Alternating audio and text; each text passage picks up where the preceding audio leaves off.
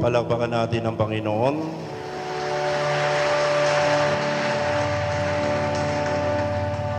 Magandang gabi po sa inyong lahat. Magandang gabi rin po. Tayo po ngayon ay nasa ikapitong linggo sa karaniwang panahon. Sino ba sa atin ang di marunong magalit? Dahil kung di nyo pa nararanasang magalit, pumunta kayo rito sa harapan at sasampalin ko kayo nang matuto kayong magalit. No? Totoo, kapag may mga taong gumawa sa iyo ng hindi maganda, kapag may mga taong gumawa sa iyo ng masama, natural lang, normal reaction, magagalit tayo. Kung tutusin, hindi naman talaga masamang magalit eh. Ang magalit ay isang normal na pakiramdam ng tao. Alangan, umuwi ng hating gabi yung anak mo, tatalalang alala ka, kaiisip sa kanya, hindi ka ba magagalit? Sasabihin mo sa anak. O halimbawa, sinaktan ng kapitbahay mo yung anak mo, binato ka na walang dahilan, hindi ka ba magagalit noon? Sasabihin mo ba sa kapitbahay, ay ano ka ba, ba't mo binatukan yung anak ko? Sa susunod, saksakin mo na lang para madisiplina mo. Hindi ba nakakangit-ngit? Nakakagalit kapag ginawan ka ng masama o kaya yung mga tao na mahal mo ay ginawa ng masama. Bilang tao, nakakaranas tayong magalit. Ilan sa inyong mga tatay, madalas sinasabi ng anak ninyo, si daddy lagi na lang galit. Di ba? Yan ang sinasabi nila. Lahat tayo dumadaan dito sa karanasang ito. Bagamat we express anger in different ways. Halimbawa, kapag nagagalit tayo, ilan sa atin ang agad na nananakit, nangahabol, kinukurot, sinisuntron, gumagamit ng tambo, gumawa anumang mahawakan, inahagis, nanununtok, ng babato, o kaya nakasasakit. Diba, yung marami sa atin, minsan ganyan yung mga bagay na ginagawa nila, pag galit na galit sila, tendency maging violente sila. Ano ang problema mo? Natatandaan ko sa Tarlac, yung isdaan doon, may isang lugar na kung saan magbabayad ka ng 5 piso sa pinggan o baso, depende sa anong gusto mong ihagis, at doon mo ibulalas yung galit mo habang pinggan. Natural, di nyo naman gagawin yung nahagisan ng pinggan yung asawa ninyo dahil bago nyo ihagis, uy, mahal to, 200 to. No? Manghinayang di kayo sa babasagin sa bahay ninyo, pero minsan talagang nakakagalit. O may mga tao naman kapag nagagalit sila, tahimik lang sila. Hindi sila kumikibo, hindi sila nagsasalita. Pag madalas ganyan ang reaksyon mo, mag-abang ka lang. Mamaya nasa ospital na yan, inaatake na yan, no? Kasi hindi di maganda na hindi tayo nagsasalita. Bagamat maganda na hindi tayo kumikibo. Kasi sa ibang paraan, lumalabas yan, sumasama ang loob. Yung ibang mga tao, pag sobrang galit, nagagawa nilang kumitil ng kapwa nila. Yung iba, sa sobrang galit, hindi nga nila nagagawang pumatay physically na kanilang mga taong kinamumuhian, pero morally, they're killing them. Sinisiraan nila, iniintriga nila, nagsasalita ng masama, they malign them. And some people treat others with indifference. Pag galit ka sa isang tao, ito yung normal na ginagawa, hindi mo pinapansin. Dinadandaanan mo lang, hindi mo kinakausap. Galit. Diba? Maraming ganyan. Sa mga mag-asawa, madalas gano'n na ginagawa. Walang pansina ng isang araw, walang pansina ng isang linggo. Walang pansin na huwag kang lalampas dito. Hanggang di kayo makapagtiis, magbabati na rin kayo. Ang hirap-hirap na may kagalit. At yung iba naman, hindi nga sila nagagalit, pero nagagalit sila. Anong ginagawa nila? Pinagdadasal na lang nila. Pinagdadasal na lang nila na mamatay na sana sila. Yun ang ginagawa ng iba sa atin. Pero ginagawa nyo ba yan pag nagagalit kayo sa tao, pinagdadasal ang kamatayan nila? Sabi nga, anger is natural, valid human emotion. And in response to anger, people normally yearn to get even or to take revenge. Minsan kapag nagalit tayo, gusto natin makaganti, gusto natin pumatas man lamang sa Kanya.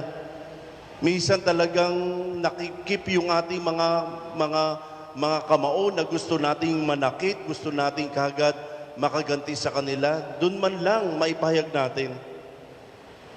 Alam niyo ba sa ating Ebanghelyo may sinabi si Jesus? Sinabi ni Jesus sa kanyang mga lagad, narinig ninyo nung sinabi, mata sa mata, ngipin sa ngipin. This is one of the oldest human laws. Its original intention was to impose justice. Return what you have taken away. Another intention was fairness, to take only what was taken, nothing more. Ito yung tinatawag na les talionis. The intention of the law was very good. It was meant to limit violence and establish same kind of justice. Pinatay mo tatay ko, papatayin ko din yung tatay mo. Sinunog mo yung bahay namin, susunugin ko din ang bahay mo para patas tayo. Para tumigil na yung kasalanan o yung violence na ginagawa sa isa't isa. Pero alam nyo, kahit mayroon ng gandong batas ang sinusunod ng mga Hudyo, still the law was insufficient, hindi sapat. Katunayan, hindi naman ito nagdadala ng pagkakasundo sa mga taong magkakagalit.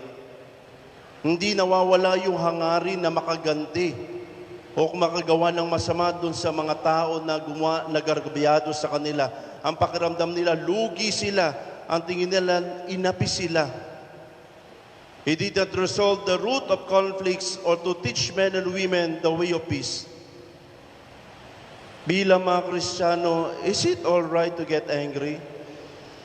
Okay lang ba sa atin bilang mga Kristiyano na magalit tayo? Surely the Lord does not want us to control our anger. Bilang mga tao, we need to release and express the negative emotions in our hearts. But we need to go beyond our anger. We need to go beyond seeking justice to which we are entitled. Napakahirap lamang, mga kapatid, ang mabuhay sa galit. Napakahirap na mabuhay tayong na nasasaktan at nagkikimkim ng sama ng loob o kahit kanino man tao. Napakahirap na sa panahon natin ngayon o hanggang sumalumaki ka, nagpaplano ka kung paano ka makakaganti doon sa mga taong gumawa ng masama sa iyo o naghihintay ka lang ng pagkakataon kung kailan mo sila masasaktan. May mga tao ba kayo na hanggang ngayon pinag-iisipan yung paghigantihan? May araw ka din, hindi mo ko binayadan ng utang, maghanda ka. Dahil may gagawin din ako sa iyo balang araw, makakaganti din ako sa iyo. Ang hirap-hirap, di ba? Nabubuhay ka sa galit.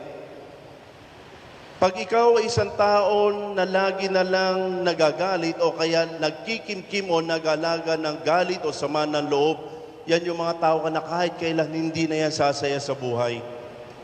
The result is sadness seen on the face and the pain hidden in the heart. Nandun yung sentimiento, nandun yung hinagpis na nasa puso nila. Ang hirap kayang umiti kapag nagagalit, kapag may kinikimkim, okay ka lang. Nasubukan nyo na bang umiti sa harapan ng kaaway ninyo? Hindi ba nakakangawit? Kasi hindi totoo yung ngiti mo. Are you living with this anger in your life today? Sabi nga sa liham ni San Pablo sa taga-Epeso, kung nagagalit man kayo, iwasan nyo kayo magkasala. Huwag ninyong hayang lumubog ang araw sa galit pa rin kayo. Huwag nyong bigyan ng pagkakataon ng Diablo. Kapag nagagalit kayo, gumagawa kayo ng masama at gumaganti kayo sa kapwa nyo, tuwan-tuwa ang Diablo. Saksakin mo pa, gawan mo pa ng masama, gantihan mo pa. Sige, ilabas mo yung galit mo. Hanggang pagkatapos mo magawa yung isang matinding bagay, pag natauhan ka, nasasabi mo sarili mo, Diyos ko, bakit ko ba nagawa yun? At masayang-masaya ang Diablo dahil nagtagumpay siya sa iyo. Dahil nagawa mo yung gusto mong at matagal mo nang gustong gawin, tsaka ka ngayon nagsisisi. Mga kapatid, sabi nga, do not extend your anger more than the time needed to express it. Instead, express it, talk it over with another person, correct if you must. Once released, move and be free again. Palayain yung sarili nyo sa anumang bagay na hinanakit na dinadala ninyo. Dahil kapag yan ay dinala ninyo, kapag yan ay kinikim-kim ninyo, minsan kahit kaninong tao, ikinukwento ninyo na nagpapakita, hindi pa rin kayo nakakalimot. Another way to deal with anger and the desire for revenge is through forgiveness. Pagpapatawad. Alam ko marami sa inyo, pag sinabing forgiveness, napapataas ang kilay ninyo. Hindi tayo kasi komportable. Ang hirap gawin ito is certainly not easy. And people think that to forgive is to show weakness and defeat. Pagpapakita ng kahinaan, pagpapakita ng pagkatalo. Siguro nasa isip nyo, bakit ko patatawarin yan? Ang laki ng atraso sa akin ng taong yan. Bakit ko yan patatawarin? Ang laki ng perwisyong ginawa niya sa buhay ko. Bakit ko patatawarin yan? Ang laki ng kasalanan ng taong yan sa akin. Malaking nawala sa buhay ko. Patatawarin ko? Ganun na lang ba yun? Ang daling gawin? Pero sabi nga, yung forgiveness is an act of the will. It is a decision. Huwag niyong isipin na ito'y tanda ng kahinaan o pagkatalo. The reverse is true. Sabi nga to forgive is to possess a bigger heart, a deeper understanding, a greater spirit. And this is what Jesus illustrates. Ito yung pinakita niya sa ating ebanghelyo ngayon. Kung may sumampal sa iyo sa kanang pisngi, iharap mo pati sa kanyang kabila. Kung ipagsakdal kanino man upang makuha ang iyong baro, ibigay mo sa kanya pati yung balabal. Kung may sapilit na ipapasan sa iyo na malulubig yung kandala ng 1 kilometro, pasanin mo pa ito ng 2 kilometro. Ibig sabihin, sa kabila ng lahat, ginagawa mo na lakihan mo yung puso mo, na ginagawa mong lahat para maibsan o para ipakita na nabubuhay ka sa pagmamahal. Sabi nga dito sa Ebanghelyo, di ba? Noon inuutos, ibigin mo yung kaibigan, kaputan mo yung kaaway. Ngunit ngayon, ito naman ang sabi ko sa inyo, ibigin niyo ang inyong mga kaaway, idalangin ninyo mumuusig sa inyo, upang kayo maging tunay ng inyong amang nasa langit. My dear brothers and sisters, the Christian is a strong person, capable of giving more. When confronted with injury, express your anger. Learn to slowly forgive the offense so that you too can be free. Huwag niyong hayaan na mamuhay kayo sa galit habang panahon. Huwag niyong hayaan na mawala yung biyaya ng Diyos sa inyo. Dahil at namubuhay kayo sa galit, kahit anong gawing dasal ninyo, hindi kayo makapagdadasal ng maayos. Kahit anong gawin yung komunyon, pero nandun sa puso nyo yung hinanakit ninyo, hindi kayo makakagawa na makalapit sa Diyos at bukasan ng buhay ninyo dahil nandun siya sa loob. Palayain mo ang sarili mo at magpasya ka. Mabigat man at mahirap na patawarin. Hindi ko man sinasabing alisin yung nararamdaman. Pero yung ialay, ibigay mo na yan sa Diyos. Yung isang bagay na kung saan maaari nating gawin. Naikwento ko na yata sa inyo, minsan may lumapit sa akin na isang ginang. Tapos, pagkatapos niya mga opisyal, nagkwentuhan kami. Alam mo, Father, ang bigat sa akin. Hindi ko mapatawad yung tatay ko dahil sa ginawa sa 2 anak kong babae. Bata pa sila, minolestya po sila. Father, simula nun, hindi ko magawang patawarin, nagsumbong yung mga anak ko. Galit na galit ako sa tatay ko. Sa katunayan, nung namatay siya, hindi ako pumunta sa galit ko sa kanya. Tinanong ko, gusto mo bang manatiling galit palagi? Nasaan ang tatay mo? Father, patay na po. 5 taon na po nakakalipas. So patay na pala. Alam mo ba yung tatay mo, kung anumang kasalanan ginawa niya, pinagbabayadan niya na ngayon. Ikaw buhay ka pa, pero nagbabayad ka na. Ano bang gustong gawin natin para maibsan yung galit mo? Hukayin natin yung tatay mo. Sunugin natin yung kabaong niya. Dikdikin natin na parang pulbos para makaganti sa kanya. Saksakin mo ulit. Yan ba ipapanatag ng loob mo? At iyak siya ng iyak. Ang tatay mo, kung anong kasalanan niya, pinagbabayatan niya yan. Kung sakaling dumating yung panahon na talagang nagsisi siya sa kabila ng kanyang ginawang masama, ano kaya magiging reaksyon mo? Ano kaya mararamdaman mo na dumating yung panahon na sa tagal ng panahon na pinagbayadan niya kasalanan niya at nakita mo siya nakasama ng Diyos sa langit, ano kayang reaksyon mo? Sasabihin mo ba sa tatay mo, anong ginagawa niyo rito? Ba't kayo nandito?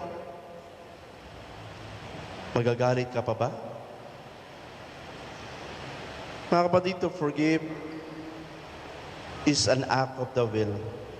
It is a decision.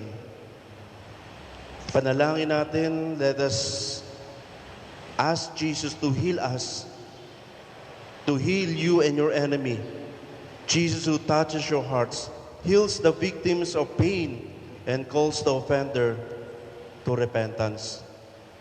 Let us pray that the Lord will release us from our angers and free us to love again.